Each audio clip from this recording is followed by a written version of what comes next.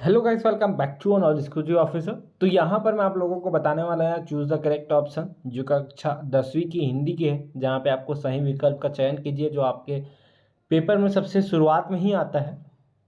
तो यहाँ पे मैं कुछ इंपॉर्टेंट क्वेश्चंस बताऊंगा जो कि आप लोगों को एक बार पढ़ के जरूर जाना चाहिए, और आंसर भी साथ में बताऊंगा ताकि कोई दिक्कत ना हो।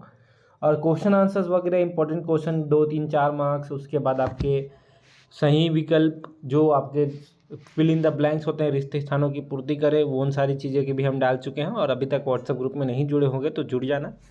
तो यहाँ पे जो पहला क्वेश्चन है वो है जलियांवाला बाग हत्याकांड हुआ था तो कहाँ हुआ था आपको जलियांवाला बाग, तो इसका आएगा अमृतसर। ठीक है। तो यहाँ पर दूसरा है घिसा पाठ की विधा है, खालिस्तान है विधा, तो ये आप हमें बताइए क्या है विधा। तो यहाँ पर इसका आंसर जो होगा वो है संस्मरण। ठीक है। तो यहाँ पर तीसरा है धरती के हीरा कहा गया है, किसको कहा गया भैया धरती का हीरा, तो धरती का हीरा जो है मनुष्य को कहा गया है। ठीक है। उसके बाद है शब्द के अंत में लगने वाले शब्दांश को क्या कहते हैं, तो शब्द के अंत में जो लगता है उसको क्या कहते हैं भैया, प्रत्यय कहते हैं। ठीक है। उपसर्ग मतलब पहले लगते हैं, प्रत्यय मतलब अंत में लगने वाला। उसके बाद है मानो गुलाबी पगड़ी पहने खड़ा था, तो यहाँ पर क्या आएगा चना। ठीक है। गुलाबी पगड़ी मतलब समझ रहे हो क्या बोल रहा है। तो इसके बाद मैं आगे चलता हूँ जहाँ पे आपको फिर सही विकल्प देखने को मिलेगा। जितने भी इंपॉर्टेंट सही विकल्प है मैं यहाँ पे आपको एक एक करके बारी बारी से बता दे रहा हूँ ताकि कोई दिक्कत ना हो। तो ठीक है।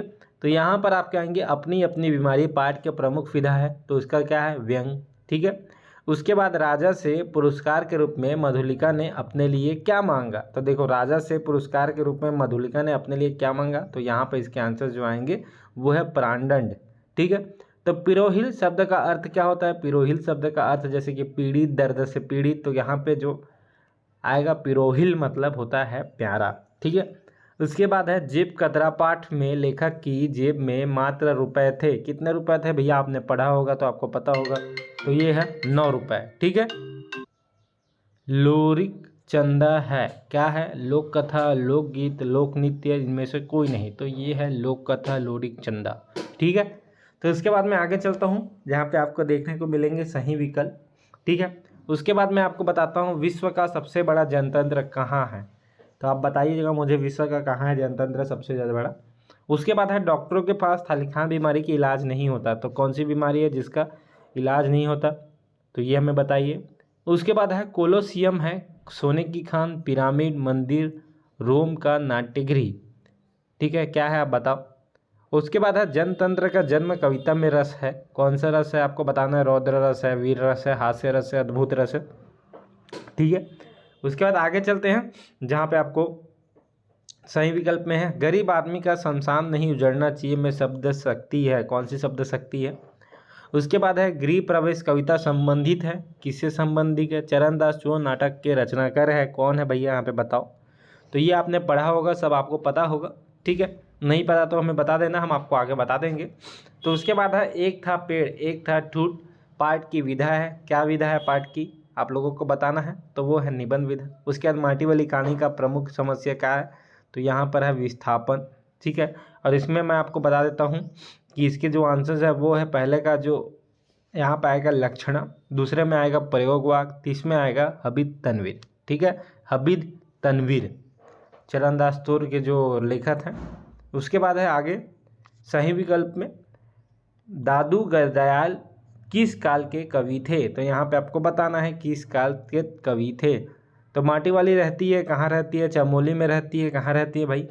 उसके बाद है सरिता के जीवन प्रवास अब बढ़ता हो अपना जीवन से अलंकार है, कौन सा अलंकार है आपको बताना है यहाँ पे।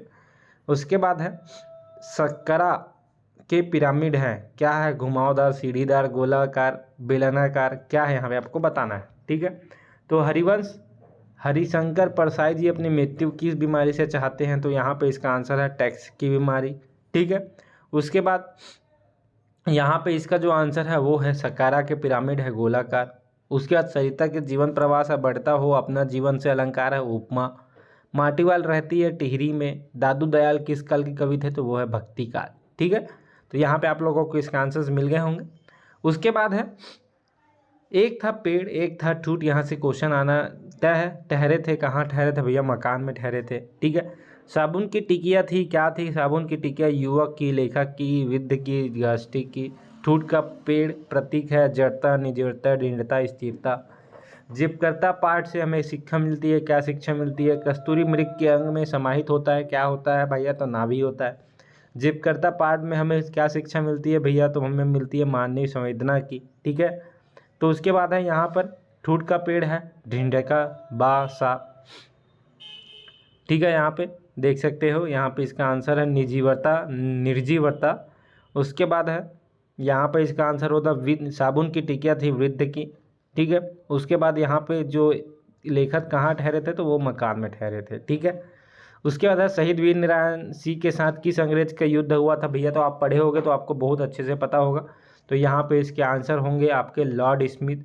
उसके बाद है जेब कतरा पाठ के लेखक कौन है? तो जेब कतरा पाठ के लेखक कौन है भैया? वो है शांत प्रकाश विवेक। उसके बाद है लोग किस रंग की मिट्टी से चूल्हे की लिपाई पोताई करते हैं? तो वो है, आप लोगों को पता है, ये सबके घर में होता होगा, लाल रंग। उसके बाद है ऋषि मार्कंडेय की तपोभूमि है, क्या है तपोभूमि? माई की बगिया, ठीक है। उसके बाद है चने की पेड़ की ऊंचाई थी, कितनी ऊंचाई थी? 1 बीता, ये आपको रिक्त स्थान में भी बताया गया है, ठीक है। उसके बाद है गोड़ और देवार जाति के प्रमुख क्या है यहाँ पे? तो कर्मा है, ठीक है। ये जिंदगी फिर चमक जाए पाठ के कवि कौन है? ये आपको बताना है। जेब कतरा ने लेखक की माँ को कितने रुपए भेजे थे? 9 रुपये। भक्ति काल के प्रमुख कवि कौन थे भैया? आपको बताना है। नागर जी के गुरु का नाम क्या था? तो यहाँ पे इसका नाम था शरद चंद्र, इसका नाम था मीराबाई, भक्ति काल के उसके, ठीक है। तो यहाँ पर आपको कितने रुपए भेजे थे आपको बताना है। 50 रुपये भेजे थे, 9 रुपये भेजे थे। और ये जिंदगी फिर चमक जाए पाठ के कवि कौन है? तो पाठ के कवि यहाँ पे आपको बताया गया है भगवती लाल से। तो अपने से एक बार और देख लेना जो आंसर्स है, जो आंसर हमें पता चला यहाँ पे दिख रहा है वो हमने बता दिया है। तो वीडियो में सिर्फ इतना ही, चलिए मैं चलता हूँ।